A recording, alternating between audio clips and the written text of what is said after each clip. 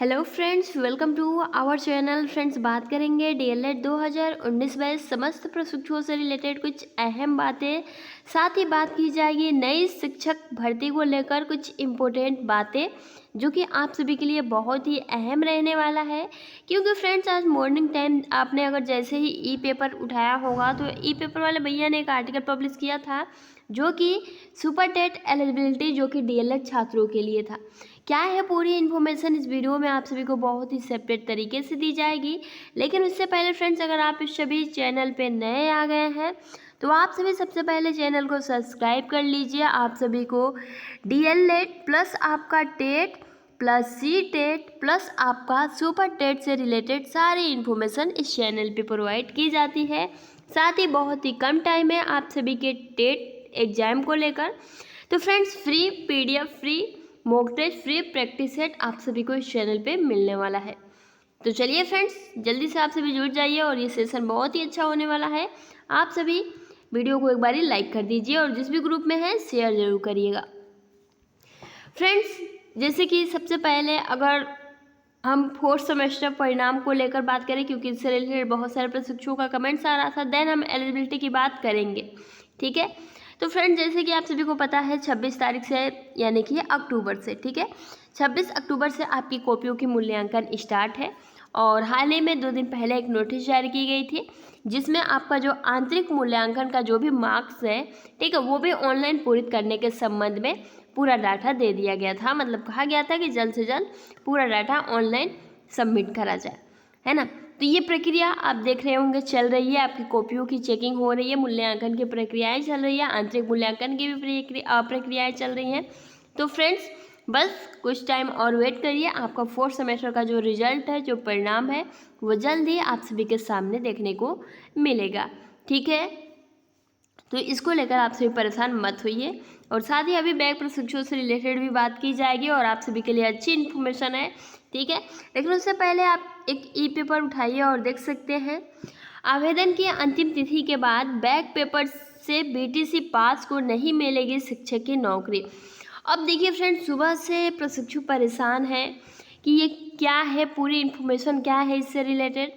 ठीक है, तो देख सकते हैं कहा गया है आवेदन की अंतिम तिथि के बाद, आवेदन की अंतिम तिथि के बाद जिनका भी बैक लगा होगा यानी कि बैक पेपर से बीटीसी पास को नहीं मिलेगी शिक्षक की नौकरी। जी हाँ फ्रेंड्स, और देख सकते हैं अगर पूरी इन्फॉर्मेशन की बात करें, अभी आप सभी को सेपरेट तरीके से बताया जाएगा। देख सकते हैं इलाहाबाद हाई कोर्ट ने आवेदन की अंतिम तिथि बीत जाने के बाद बीटीसी उत्तीर्ण करने वाले अभ्यर्थियों के मामले में फैसला देते हुए कहा है कि अध्यापक भर्ती के लिए प्रस्तुत प्रार्थना पत्र की अंतिम तिथि तक अभ्यर्थी के पास सभी अर्हताएं होना अनिवार्य है। अंतिम तिथि के बाद यदि कोई अभ्यर्थी बैक पेपर से बीटीसी पास होता है तो वह अध्यापक की नियुक्ति के लिए जो है मतलब अर्ह नहीं होगा, यानी कि मान्य नहीं होगा या माना नहीं जाएगा। हाईकोर्ट ने कहा है कि बैक पेपर से बीटीसी पास होने का मतलब यह कदापि नहीं हो सकता कि अभ्यर्थी को पूर्वव्यापी प्रभाव से अध्यापक पद के लिए अर्ह मान लिया जाए। यानी कि अगर हम इस आर्टिकल का तात्पर्य समझें तो बस आप इतना समझिए। देखिए, आप सभी को पता ही है नई शिक्षक भर्ती में शामिल होने के लिए आपका जो ये 4 सेमेस्टर होना है ये बिल्कुल कंप्लीट होना चाहिए। मतलब एक भी पेपर में बैक नहीं होना चाहिए, और ये इन्फॉर्मेशन आप सभी को पहले भी दी गई है। इसीलिए यहाँ हम कह रहे हैं कि फोर्थ सेमेस्टर का अगर रिजल्ट आता है जल्द से जल्द, अगर बाय द वे अगर आपका बैक लगता है तो फ्रेंड्स आपको टाइम मिल सके ताकि आप नई भर्ती के आने से पहले अपना बैक पेपर क्लियर कर सके।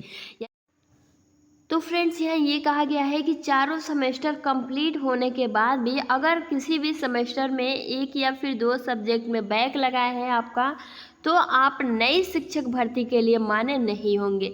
लेकिन अगर जो रिजल्ट है आपका, अगर मान लीजिए आपका ये शिक्षक भर्ती आया है, ठीक है, अगर शिक्षक भर्ती आया है आपका और उसके अंतिम लास्ट डेट तक जो फॉर्म भरने का लास्ट डेट है उससे पहले आपका अगर बैक पेपर का जो रिजल्ट है वो जारी हो जाता है, फिर आप बिल्कुल मान्य होंगे नए शिक्षक भर्ती के लिए। तो यही बातें ये बोली गई हैं और आप सभी को सिंपली पता है कि शिक्षक भर्ती में शामिल होने के लिए आपके चारों सेमेस्टर कंप्लीट होने चाहिए, एक भी पेपर में बैक नहीं होना चाहिए। ठीक है। तो इसको लेकर आप सभी ज़्यादा परेशान ना होए, क्योंकि इसमें कोई नई चीज़ नहीं है, आप सभी को ये बातें पहले से ऑलरेडी पता है, ठीक है। अब देखिए बैक पेपर की बात करें तो आपकी हाल ही में रिजल्ट जारी हुई, जिसमें लगभग 36 से 37% जो कैंडिडेट हैं, जो प्रशिक्षु हैं, पास हुए हैं। अब आप समझ सकते हैं कि फेल कितने प्रशिक्षु हैं। अब उनको क्या था कि भैया हमको कॉमन नंबर प्रोवाइड कर दिया जाए, क्योंकि हमारा जो है ये आउट ऑफ सिलेबस था, ठीक है। तो इनका ये कहना था। अब देखिए इसको लेकर पहले भी आप सभी से कहा गया था कि आप सभी एक संगठन, ठीक है, आप सभी जो है शांतिपूर्वक अपनी बात सचिव जी के सामने आप सभी को रखना होगा, यूनिटी जुटानी होगी। लेकिन पहले भी आप सभी ने नहीं सुना, लेकिन कुछ प्रशिक्षु ने सोचा कि चलो 1 नवंबर को चलते हैं हम लोग प्रयागराज, ठीक है, 1 नवंबर को। और लगभग 11 से 12 प्रशिक्षु पहुँचे भी थे। तो क्या आपको लगता है कि 12 और 10 प्रशिक्षुओं की बात कोई बड़ा अधिकारी सुनेगा? बिल्कुल नहीं सुनेगा। तो फ्रेंड्स ऐसा ही कुछ आज हुआ है। तो जो कुछ हुआ ही नहीं है, जब आप साथ ही नहीं दे रहे हो, तो फिर जो भी है यही है। और उम्मीद यही है कि जल्द ही आपका स्क्रूटनी फॉर्म आए। अगर किसी प्रशिक्षु का 1 या फिर 2 नंबर उनको लगता है कि कम काउंट किया गया है, तो उसमें उनको फ़ायदा हो सकता है। बाकी जिनका 1 या फिर 2 सब्जेक्ट में बैक होगा, उसमें स्क्रूटनी फॉर्म में अपना फॉर्म फिलअप करिएगा। और एक फॉर्म का 100 रुपये लगता है। अगर आप 2 फॉर्म फिलअप करते हैं तो 200 रुपये आपको पे करने होंगे, ठीक है। तो ये सारी बातें हो जाती हैं। अब देखिए बैक पेपर प्रमोट को लेकर भी बहुत सारे आप सभी के सवाल आ रहे थे। देखिए लिखित रूप में कुछ नहीं कहा गया है, हम पहले ही कह रहे हैं आप सभी से, पीएनपी की तरफ से लिखित रूप में कुछ नहीं कहा गया है। लेकिन उपाध्याय जी की तरफ से, सचिव जी की तरफ से कहा गया था कि आप सभी सेकेंड सेमेस्टर उत्तीर्ण करिए, हम आप सभी को जो आपका 3rd सेमेस्टर है उसमें प्रमोट का लाभ देंगे। तो कहा था, तो आई थिंक यही कुछ होगा। लेकिन अभी तक इससे रिलेटेड कोई लिखित मिला नहीं है। और इसी को लेकर प्रशिक्षु कह रहे थे कि अपनी बात रखी जाए, ताकि जल्द से जल्द हमें 3rd सेमेस्टर में प्रमोट कर 4th सेमेस्टर का जो हमारा एग्ज़ाम है वो कराया जाए। क्योंकि फ्रेंड्स अभी भी आप ये उम्मीद नहीं सोच सकते कि आपको ये भर्ती में शामिल होने का मौका नहीं मिलेगा। क्योंकि फ्रेंड्स आप देख सकते हैं सरकार ने एक कमेटी का गठन किया है। और कहीं ना कहीं हम ये तो नहीं कहेंगे कि लेट हो रहा है तो बहुत अच्छा है, बिल्कुल नहीं। क्योंकि बहुत सारे प्रशिक्षु ऐसे भी हैं जो कि इस भर्ती के लिए संघर्ष कर रहे हैं।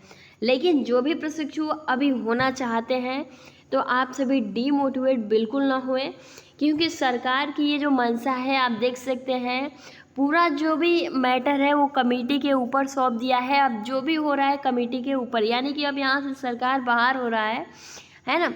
और सारा जो इल्ज़ाम है वो कमेटी पर आ चुका है। यानी कि यहाँ कहा गया है कि 40 दिन हो गया है कमेटी का बनाया हुआ, और अभी तक जो रिक्त सीटें हैं उनका ही ब्यौरा नहीं मिल पाया है। तो फिर भर्ती कहाँ से आएगी? अभी देख सकते हैं भर्ती आकलन समिति ने 1.5 माह बाद भी नहीं सौंपी है रिपोर्ट। यानी कि बेसिक शिक्षा परिषद में जो रिक्त पदों को भरने के लिए जो भी प्रक्रियाएं हैं, ठीक है, ये कहा गया था कि कमेटी के द्वारा जो है रिपोर्ट सौंपी जाएंगी। कितनी सीटें खाली हैं? 50,000 से अधिक शिक्षक पद तो वैसे ही खाली हैं, आप सभी को पता है। क्योंकि 69,000 जब शिक्षक भर्ती कोर्ट में ये जब मामला चल रहा था, तो खुद उत्तर प्रदेश सरकार द्वारा कहा गया था कि जो है हमारा 50,000 कुछ सीटें जो हैं 50,000 प्लस सीटें खाली हैं बेसिक शिक्षा विभाग में। अभी पता नहीं क्या किया जा रहा है, क्या हो रहा है, लेकिन अभी तक कोई भी कमेटी की जो रिपोर्ट है वो नहीं दी गई है।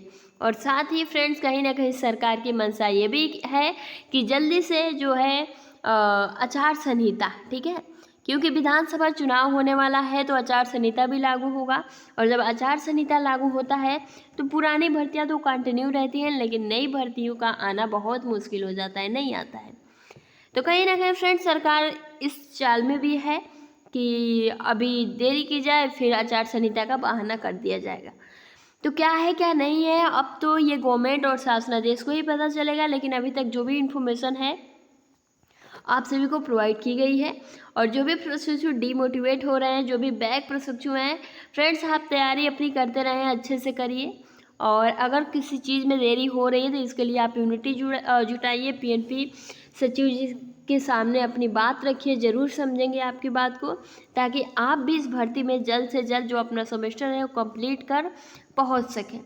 तो आपसे भी बिल्कुल डीमोटिवेट मत होइए, अभी भी आपके पास टाइम है, क्योंकि जिस तरह से ये भर्ती प्रक्रिया चल रही है, जिस तरह से ये कार्रवाई चल रही है, उस हिसाब से लग रहा है कि फ्रेंड्स हो सकते हैं आप सभी शामिल। ठीक है, बाकी आपका क्या विचार है आप नीचे कमेंट्स बॉक्स में कमेंट्स कर बता सकते हैं फ्रेंड्स। लेकिन अभी के लिए इतना ही, मिलते हैं नेक्स्ट वीडियो में, तब तक के लिए आप अपना ख्याल रखें। Thanks for watching, take